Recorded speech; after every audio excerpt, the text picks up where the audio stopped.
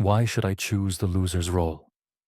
Forbear to seek what gain I may, nor think of what the morrow holds, but brood o'er woes of yesterday. Why should my ears enraptured hear the plaintive notes of Philomel? Fellow bard, a rose am I to lose me in sweet music's swell? For I too have the gift of song, which gives me courage to complain. But 'tis none but God himself whom I in sorrow must arraign. I grant that we have earned repute as ever reconciled to fate, but to you still a tale of pain I can no longer help narrate. Though we may seem like voiceless lyres, within imprisoned anguish cries, its urge compels, and I obey, framing these plaintive melodies. Hear you, O God, these sad complaints from those of proven fealty. From lips accustomed but to praise, hear you these words in blame of you. From when eternal time began, your timeless self had also been. But then no breeze its sweetness spread, though the rose reigned the garden's queen. Canst you in justice, but confess, O Lord, from whom all favors flow, had not the south wind toiled in love, the world your fragrance would not know. The glad travail we sought for you, rejoiced our souls, and was our pride, thinkst you the followers of your friend insanely spread your truth so wide? Before we came, how strange a sight was this most beauteous world of thine. For here to stones men bowed their heads, and there in trees did gods enshrine. Their unenlightened minds could seize naught else but what their eyes could see. You know, Lord, your writ ran not. Man neither knew nor worshipped thee. And canst you say that even once one of these did your name recite? It was the might of Muslim arms fulfilled your task and gave them light.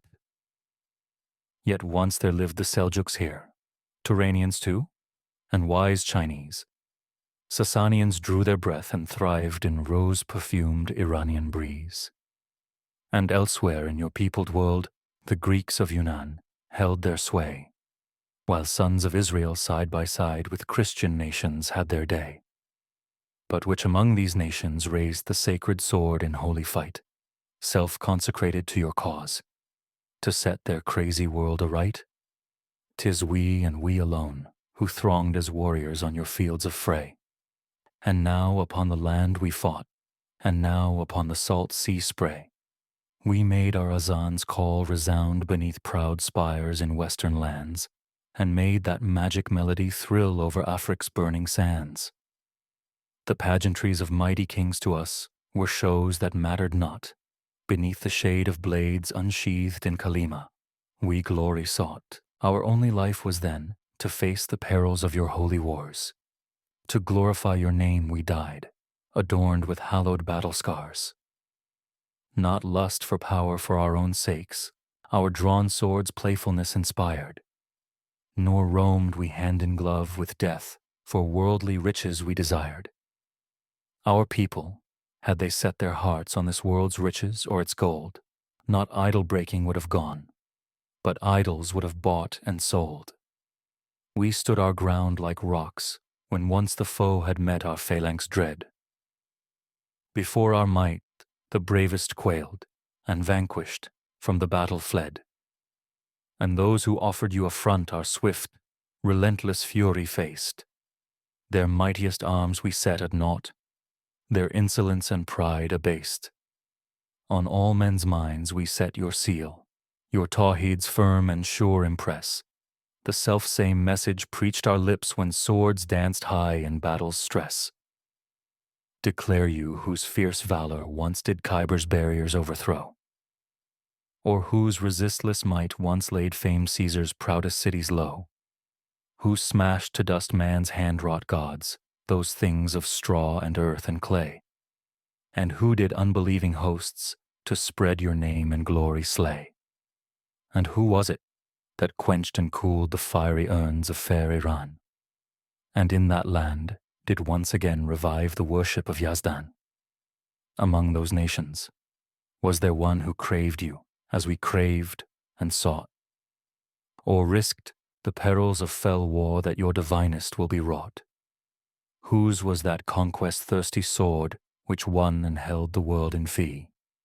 And whose the takbir-sounding call which wakened all the world to you? Whose was the fateful wrath which made all idols shrink in terror just? There is no God but God, they cried, as crumbling down they kissed the dust.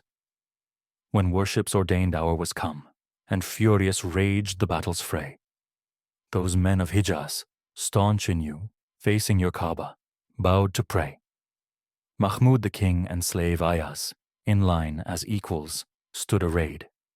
The Lord was no more Lord to slave, while both to the one master prayed. Slave or slave's master, rich or poor, no sense of difference then felt. For each a brother was to each when in your presence, Lord, they knelt. And you do know we went about at sunrise, or when stars did shine, in banquet halls of time and space, like goblets filled with Tawhid's wine. Both heights and lowlands we traversed to spread your message. O glad pain, not even once, you know well, we strove against the world in vain. Not only land we bore your word glorious across the heaving seas, upon our steed of zeal. We rode unto their darkest boundaries. We who removed from this world's book the leaves which were with falsehood stained. We who, from tyrant ignorance, the prisoned human race unchained. We who with myriad sajdas filled your holy Kaaba's hallowed shrine, whose bosoms reverently held your great and glorious book divine. If our meed still the obloquy, that we have shirked the faithful's part, how then canst you make claim to be the kindly faith-compelling heart? For there are those of other faiths, among whom many sinners, some humble, others puffed with pride, drunken in their effrontery.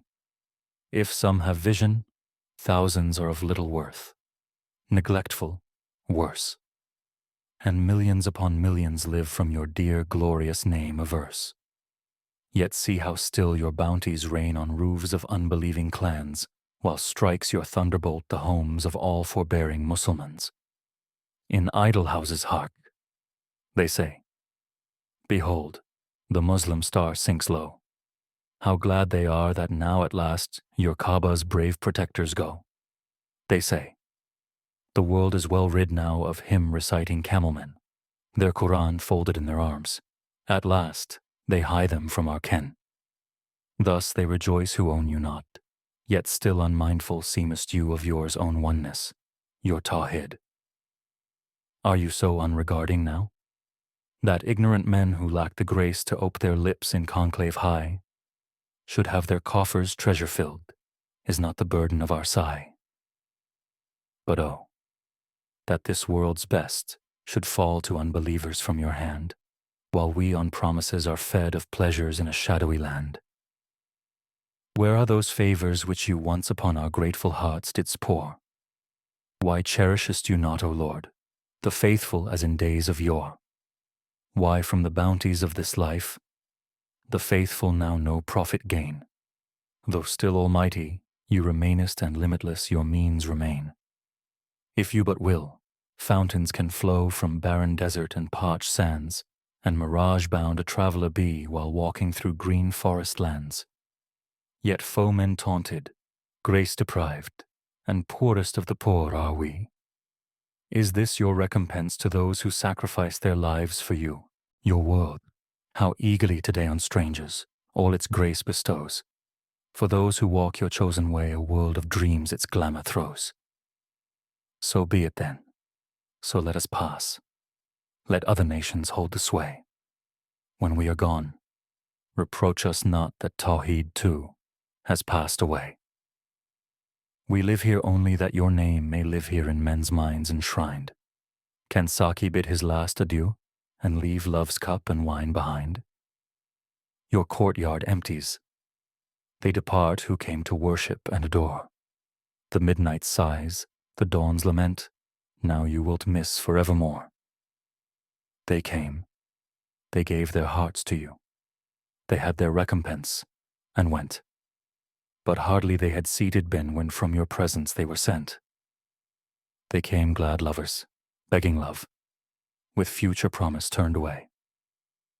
Go, shine your beauty's lamp about, and seek and win them if you may. The love of Layla burneth still, and Majnun passion's yearning knows. In hill and valley of the Nejd, the fleet gazelle still leaping goes. The soul of love is still the same. Still, beauty's magic charms enthrall. Your Ahmad's Femen still abide, and you art there, the soul of all. Then, stranger, why estranged today the bond of love twixt you and yours? Upon the faithful, O unkind, why frowns your eye of wrath divine? Did we forswear our faith to you? To your dear prophet cease to cling? Of idol breaking did we tire, or take to idol worshipping? Or did we weary of your love, or your love's rapture ever shun? Or turned we from the path which trod Quran's Awais and Salman? Your takbir's unextinguished flame within our hearts we cherish yet. Ethiop Bilal's life, the star by which our own lives' course we set. But even if a change has been, and we in love are less adept, or out of resignation's path our erring wayward feet have stepped, if, unlike trusted compasses, our souls respond not now to you, and if to laws of faithfulness our roving hearts are now less true, must you too play the fickle flirt with us, with others, day by day? We cannot help the sinful thought which shame forbids our lips to say. Upon the peak of Mount Faran your glorious faith you didst perfect, with one divinest gesture drew a host of fervid first elect. Your flaming beauty filled the world and set a myriad hearts on fire, then blew the quintessence of love in man to passion's wild desire. Ah, why within our deadened hearts that holy flame today leaps not? Though still those burnt-out victims we which once we were, have you forgot? Upon the dale of Nejd is stilled the clanging of the captive's chains. To glimpse the camel litter, Qais no longer with his madness strains. The yearnings of the heart are dead, the heart itself is cold, so we, and desolation fills our house, for shines not there the light of you, O blessed day when you shall come. 1,000 graces in your train, when by unbashful glad feet turn towards our nesting place again. Beside the garden fountain now, quaffing wine, strangers sit, alas. The cuckoos note their ear regales, and their hands hold the sparkling glass. From all this garden's riot far, calm in a corner seated too, love-longing lunatics await your frenzy-kindling breath of who? The passion for the flames embrace. Your moths are, let them once more know, and bid your ancient lightning strike and set these ash-cold hearts aglow.